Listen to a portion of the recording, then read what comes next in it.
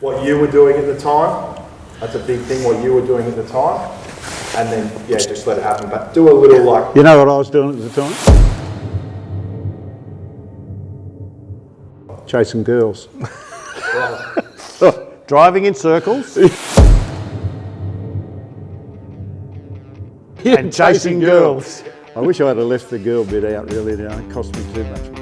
Slowed you down. It didn't slow me down. And they say motor racing is expensive.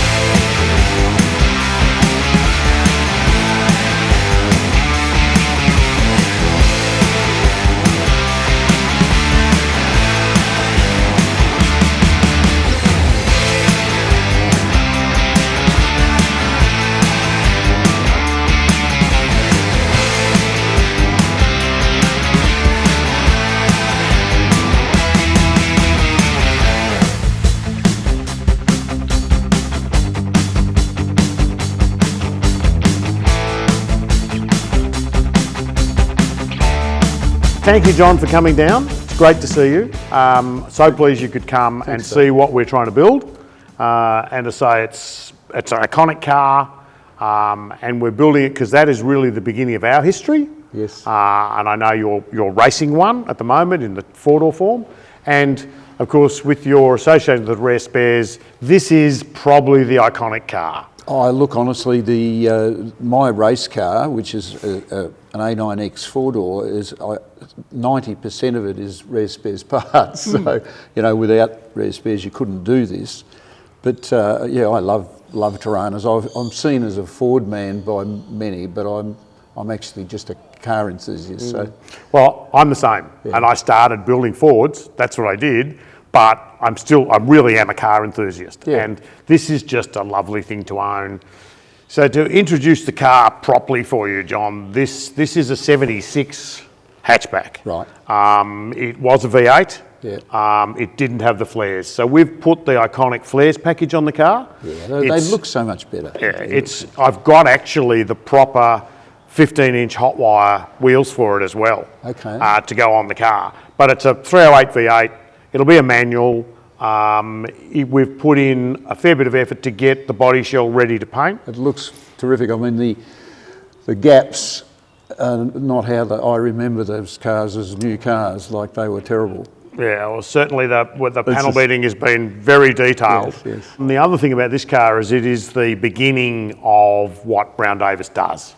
So this has the drop tanks. The drop tank, yeah. The drop tanks that we put in the back. Yeah. And that was the first long-range tank, really, that I built as racing car tanks, but then started building long-range tanks for four-wheel drive. So that's why this car is iconic to Brown Davis. That's where the business started from. That's amazing. Yeah. I mean, I've had a look around, and it's an incredible business. And I live in the car world. I live in it, and I had no idea of the magnitude of Brown Davis's business. My history is starting Brown Davis in 1978. But before that, as I went to university doing my university degree, I got a job part-time working with a guy called Rod Stevens. Yes, I've heard of Rod Stevens, yes. And we did motor racing fabrication. Yes. And all sorts of fabrication, roll cages and big fuel tanks and all sorts of specialised fabrication. Rod Stevens raced an Escort? Rod Stevens raced minis in sports sedans, and then he raced RS2000 Escorts in the Touring Car Championship, which is what I got involved in with him. So I did that fabbing right through my uni degree, and then straight out of university started Brown Davis in 78. So whose tanks did you make, the drop tanks for the original race A9Xs? Well, we made tanks before the drop tank. At Rod Stevens, and they were mostly in the boot. And then we came up with this concept of putting a tank under the back, which was the drop tank. Yeah. And we made them for the majority of the competitors at the time. We did them for Gricey and the Roadways teams, and most of the other teams bought the tank that Rod Stevens and I built. And then in 78, when I started Brown Davis, I started building them for road cars because we had people wanting that same look. That look, That look for their road cars. And the capacity though too. I mean, a normal Torana has a 60 litre, is it? 65 litre. 62 or 3 litre tank. So when you can buy a tank that's got 120 or 30 litres, it's pretty attractive. The extension of that, John, became people coming to me when I was making these drop tanks saying, surely you can make me something for my Land Cruiser. You know, your drop tanks do 1,000 k's around Bathurst, so surely you can get me something to cross the desert. Yeah. And so that's when we started making the fuel tanks we do for 4-wheel drives, and we now are making them every day, huge. Day in, day out, huge volumes, with some really, we're so lucky. We've had some very sophisticated customers like the US military. Really? Made them for Afghanistan. Wow. We've done a lot of very special tanks. The 4-wheel drive stuff is an awesome industry to be part of. And it's an industry Australia should be very, very proud of, because it's basically now 50 years old. And the big players like ARB, etc., it is now global. Yes. It all started in Australia. Yeah. And ARB started in 75. Yeah. We started 78. TGM's probably the first player in 73. But all of those people are still around. Yeah. And it's now turns over billions for Australia and exports massively all over the world. So John, while I was working on 4-wheel drives and building race cars, what were you doing in your early race career? I did work on my racing cars a bit in my early days, because my dad wouldn't do anything unless I was there. So, but I used to have a few parts left over, so he didn't let me do anything after that. My dad had a friendship with Gary Cooper, who was Elfin. And I started with a Formula V, then I had a Formula Ford, and a Formula 3, and a Formula 2, and so on and so on. So I attracted Gary's attention, but I didn't race outside Tasmania until Gary gave me an opportunity. So I ran the Gold Star 79, 80, 81, 82, 83, 84, 85. So that was Australia's leading open wheel series. Yeah. And I came second. I was like a bridesmaid. I won it twice in the end, thank God. But every year I came second.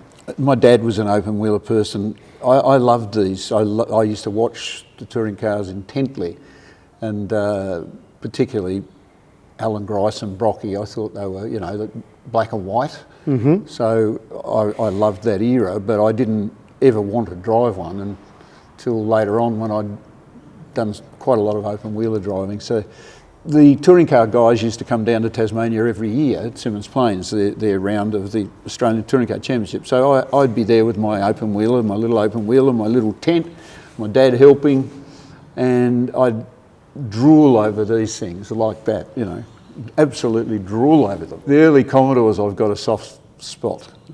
It's a tongue twister. And they are now creeping into Touring Car Masters that I race in as well. So, you can't not love stuff like that. And the links across are extraordinary, because with the Commodores and the Holden dealer team building road cars, we were building the extended fuel tanks that went in the road car Commodores. Right. So we used to actually cut and extend the fuel tanks for the Holden dealer team. Hand fabricated them, extended them to give more range, so that they had a sort of a drop tank arrangement in the road cars. Right. But again, because the high performance cars that they built just used that little bit more fuel. Yeah. Here's a fun fact for you. In 1980, the very first HDT Commodores, remember the ones with the flared guards, the Peter Brock cars? They had a race of champions at Calder Park with all the touring car stars, some Formula 1 drivers in it, and I got a gig to drive in it, and I won the race. Oh, right. And I thought, this is going to change my life, but it didn't. I thought this is going to be my big chance to hit the high life, and it didn't make it. You did eventually get a gig with our friend Dick. Yeah, I did, but this was 1980. I didn't race a touring car till 1985. Right. And I remember Peter Brock's manager, whoever it was, I can't remember his name, he rang me about trying to, maybe come and have a test with us, but it never happened. So there you go. I've still got the trophy. It's a big M made out of resin, and the big M girls had all the gear on, and Jackie Stewart, Sir Jackie Stewart, who was my childhood hero, one of them, he presented the trophy. So. Oh, right. Yeah, and the guy has restored that very car, and I saw him at Winton when we raced there not long ago, and he was one of the guys that we hosted as rare spares customers. So he said to me, would you sell that trophy? And I'm still thinking about it. So there. Okay. Sorry to diverse away from the facts. It's just terrific because you and I, at our stage of life, with the amount of we've been involved in motor racing, start to forget. Oh, I don't forget anything about motor racing. I forget everything else. But it doesn't come out instinctively until you actually stop and sit down and chat. Somebody says something and it triggers you. Yes. Yes. So this guy's got that Commodore and it's beautiful. It's mint restored. It's got all the signs on it and all rare spares parts, I'm sure. Yes, absolutely, absolutely. He's a very good customer, but he's restored it now. But he's a lovely bloke. So I'll probably let him have the trophy because it should go with the car. Like I don't really look at it and think, this was a wonderful part of my life or anything. Yeah, so. well, don't get any ideas if you drive this that you get to keep the car, okay? Just in case you're... I might go away and never come back. Exactly. We'd hunt you down to get the car and the trophy. So I know you're hot to get a drive of this when we're finished it, and so I'm going to make you work for it. Right. Okay, you're going to have to come down and help us put it together. Right. And look, with the help of your mates from Rare Spares, we'll get the bits and pieces we need, and it will be much nicer than an original car. Mate. It'll be a beautiful car. Positive it will be. I've been involved with Rare Spares for 17 years now, and the amount of things, I call it stuff, but it's not. That's not a very good word for what they do, but it's just amazing. You could not, the Australian classic car world, which is quite vast, would not have existed without Rare Spares. So if that's a free plug, it's a free plug. I genuinely believe it. I meet the people all the time that have restored not just these are iconic, but even early model Holdens, FEs, Falcons. They have such a range. It's incredible. And I assume it must be extraordinary because we see one edge of it with the drop tanks that we do, but we still make between 2 or 3 a week, every week. For Toranas. For Toranas. And a couple of other Holdens, etc. Yeah. But we will often have 80 or 100 on back order. That's incredible, isn't it? Yeah. It often feels like we made more tanks than they made Toranas at one stage. But, it is a massive industry. Yeah, I go to Summer Nats with Rare Spares. I go to Motor X. I go to car shows. I was at a car show at the weekend. And the classic car world is incredible. Yeah. I mean, when I was racing, as I call it seriously, when I was racing supercars, I didn't really have time to mix that much, but now I'm a bit more in the real world, out of the bubble I always describe it as.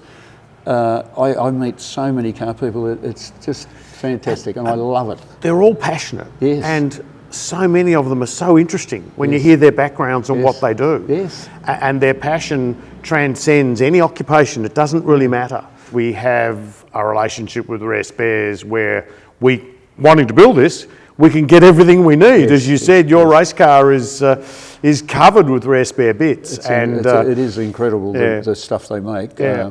And I know they do it for other cars as well. But for me, with my Trana focus at the moment, I can get basically everything I want, and the knowledge and background I can get from them is extraordinary. Yes. So, it was just a given as to what to build. Yeah, I mean, I would love one of those cars. They've become more iconic than they were in the day even, It was quite unusual for a manufacturer to do a 2-door car when their focus really was 4 doors. So the same with the 2-door Fords, they're as like hen's teeth as well. So through the drop tanks that we make, we actually ship a number of them around the world. And we have customers in the US particularly, and who have hatchback Toranas with a big drop tank driving around in the US. Really? And they get stopped all the time because, of course, no one has ever seen a V8 hot hatch, small car in the US. Everything is some big Chev, Ford, whatever, Chrysler. Yes, but yes, you got one of those. A good customer has one in Las Vegas, and he cannot drive the strip without being mobbed. Is that right? I've met you at racing tracks. I had no idea what you did and what your industry, your business was. So thanks for inviting me. Oh, look, thank you so much for coming, John. It's been terrific to have you here. Come and check the car out. Yeah, no, I will, mate. I can't believe the gaps. You know, they're perfect, don't they? That's like Porsche gaps. Well, You had to put those flares on though. They don't look quite right without them. They're a bit narrow, aren't they?